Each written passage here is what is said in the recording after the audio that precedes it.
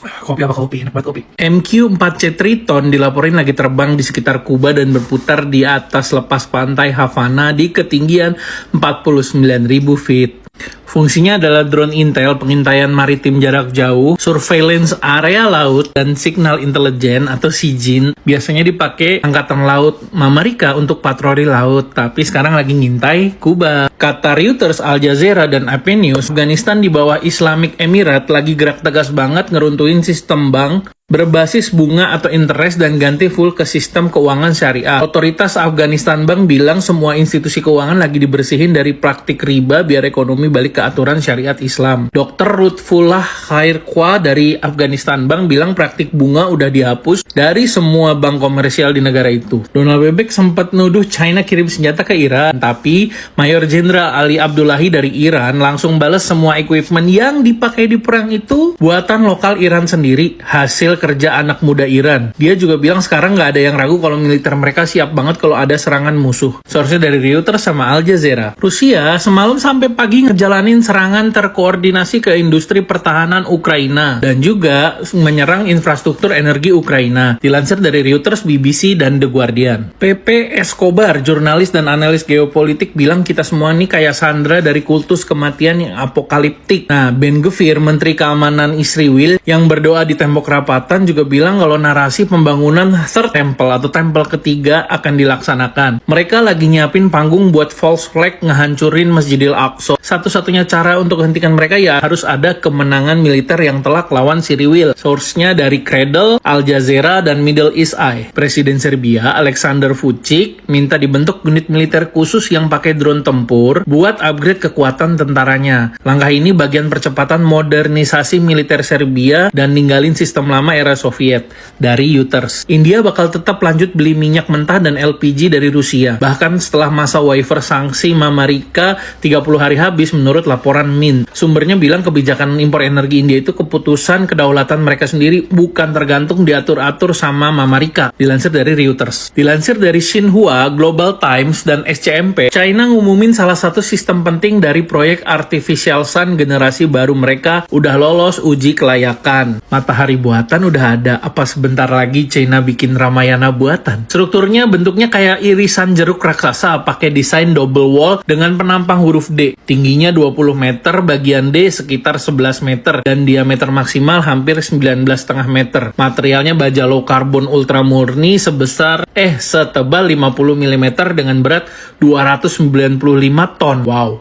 Nikkei Asia, The Japan Times, dan Reuters meliput kalau Menhan Jepang Shinjiro Koizumi ketemu sama Pak Menhan Indonesia Syafri Samsudin di Bandara Narita, Jepang. Ketemunya waktu Pak Syafri Samsudin habis transit setelah pergi ke Amerika kemarin. Momen transit ini langsung dimanfaatin Koizumi untuk meeting singkat santai di bandara, dan dia bilang sangat senang dengan pertemuan dengan Menteri Pertahanan Indonesia. Dan pertemuan ini dianggap produktif dan bisa bahas rencana kunjungan Menteri Pertahanan Jepang Koizumi ke Jakarta awal bulan depan waktu Golden Week di Jepang. Mantan Menlu Inggris David Miliband bilang kalau Selat Hormuz nggak segera dibuka, dunia bisa kena bencana dalam 2 bulan ke depan. Dia jelasin kalau bukan cuma jalur minyak dan gas yang keblok, tapi pupuk kimia. Sekitar 30 pupuk dunia lewat Selat Hormuz. Dampaknya udah mulai kerasa di Amerika dan di Afrika, di mana pupuk udah habis, udah mulai menipis, dan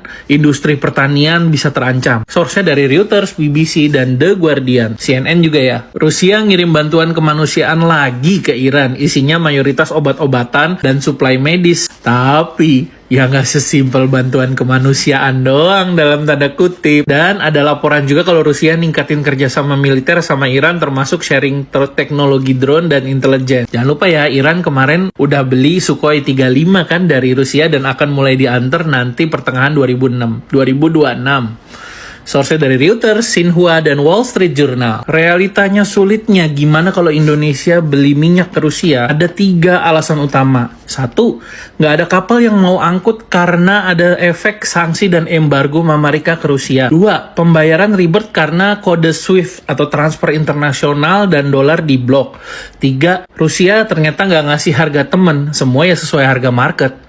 Sumbernya Reuters, Bloomberg, sama Kompas. Dilansir dari The Times, Vladimir Putin dikabarkan lagi siap-siap buat kemungkinan langkah ke Estonia setelah dapat izin buat kirim pasukan ke luar negeri dengan alasan melindungi warga Rusia. Data tracking penerbangan nunjukin peningkatan signifikan aktivitas pesawat transport jarak jauh militer Amerika ke kawasan Timur Tengah. Beberapa pesawat kayak C-17 Globemaster III, C-5M Super Galaxy kelihatan bolak-balik dari Amerika ke Timur Tengah lewat jalur transit utama. Ini kayaknya bukan rotasi biasa tapi sinyal kesiapan skala gede dan postur militer yang lagi dinaikin. Dilansir dari Reuters, CNN, dan BBC. BBC ngumpulin bukti lebih dari 160 anak Palestina didor di kepala oleh tentara dan sniper Siriwil di Gaza. Tapi klaim ekstrim yang beredar, Siriwil malah berburu anak-anak itu untuk hiburan. Blokade Iran sebenarnya lancar-lancar aja kok, tanker minyak juga lewat. Data tracking kapal nunjukin sejak blokade itu tanker Iran aja berhasil kirim 11 juta barel minyak dari Laut Oman ke tujuan di mana-mana di dunia. Sebelumnya yang jebol cuman kapal yang masuk ke Teluk Persia. Sekarang ya sebenarnya udah lewat-lewat aja, gengs. Source-nya Reuters, Bloomberg, sama Al Jazeera. Di acara No Tax on Tips, Donald Bebek bilang soal perang Iran. Tentara kami udah 2 bulan di sana dan bentar lagi bakal menang. Nah, kita jago banget soal perang dan bakal menang cepet. Lah, source-nya The Washington Post sama Times of India. Bloomberg bilang Iran berhasil ngebatasin dampak serangan Amerika karena udah ambil langkah antisipasi dari awal. Iran udah siapin counter sebelum konflik mulai, dan Iran sudah lihat ini akan kejadian dari beberapa puluh tahun lalu. Jadi kemampuan rudal dan drone mereka nggak hancur total. Meskipun kena damage, Iran masih punya kapabilitas militer besar buat langsung balas, dan kalau gencatan senjata pun gagal, mereka masih sanggup untuk respon cepat dan presisi. Larry Johnson, analis intelijen dan CIA, klaim kok sopir dan bodyguard Nicolas Maduro, ya presiden Venezuela, sempat kerjasama dengan Amerika diiming-imingi hadiah 50 juta dolar. Tapi plot twist, katanya Donald Bebek nolak bayar hadiah itu setelah Maduro ditangkap. Jadi yang orang cepu-cepuin ke Amerika ini malah nggak dapet apa-apa. Lagian bantuin Amerika. Jadi ya guys ya, kalau kamunya baik, belum tentu orang sekitar kamu baik. Apalagi kalau kalian semua nih nanti ada yang jadi pejabat dan kalian semua performanya bagus, siapa tahu orang sekitar kalian malah cepu dan bikin kalian malah ketangkep atau kejegal. Nih source-nya tadi, berita tadi itu dari Reuters, AP News, sama Al Jazeera. Absolute Cinema guys. Tanker Cina udah balik lagi nih ke Selat Hormuz tuh, ke kiri ke atas masuk. Dikawal cuman 1 kapal China. Tuh di bawahnya, tuh banyak banget kapal Amerika, tapi diem aja gengs. Padahal Cina cuma ngirim 1 kapal perang. Absolute Cinema. Dilansir dari Global Times, CMP, dan Reuters, tanker minyak Cina dilaporkan bolak-balik melintasi Selat Hormuz dengan aman, dikawal pengawalan armada ke-48 Angkatan Laut Cina. Pesawat resmi pemerintah Siriwil, Wings of Zion, akhirnya balik ke Siriwil setelah sebelumnya kabur ke Jerman. Sebelumnya pesawat ini emang pergi ke Jerman dan berlindung di sana di tengah target dan eskalasi militer. Dilansir dari The Reuters, kembalinya pesawat ini jadi sinyal situasi mulai agak stabil di daerah sana. Dilansir dari BBC dan The Guardian. Menteri Pertahanan China nge-warning Jepang buat langsung stop langkah militerisasi kalau nggak mau tensi di kawasan Asia Timur makin panas. Mereka bilang Jepang harus benar-benar putus dari warisan militerisme kalau nggak bakal kehilangan kepercayaan negara-negara Asia dan komunitas internasional. China juga nyinggung masa lalu militerisme Jepang dulu bikin penderitaan besar di kawasan Asia Timur, tapi dianggap belum ada pertanggungjawaban penuh setelah Perang Dunia II. Sekarang Jepang makin ngebut remilitarisasi, apalagi dengan naiknya anggaran pertahanan dan rencana ekspor senjata. Ini bikin kekhawatiran global mungkin makin gede, kata Kementerian Pertahanan China, dikutip dari Global Times dan Reuters dan CMP.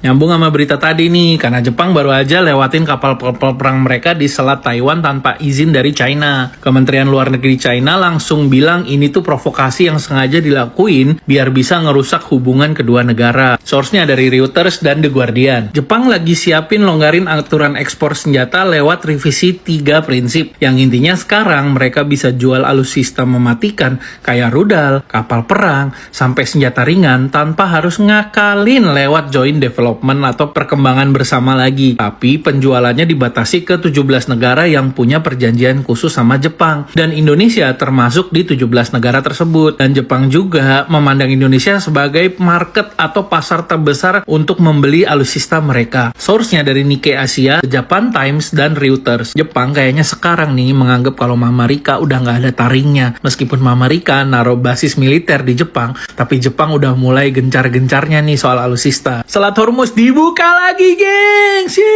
Emang kan nggak pernah ketutup ya sebenarnya. Jadi Abbas Araghchi, Menteri Luar Negeri Iran, ngumumin kalau jalur pelayaran buat semua kapal komersil sekarang dibuka penuh selama periode gencatan senjata. Dan kalau Mama Rika dan si Riwil tidak melanggar gencatan senjata lagi sesuai rute yang udah ditetapkan oleh otoritas maritim Iran juga.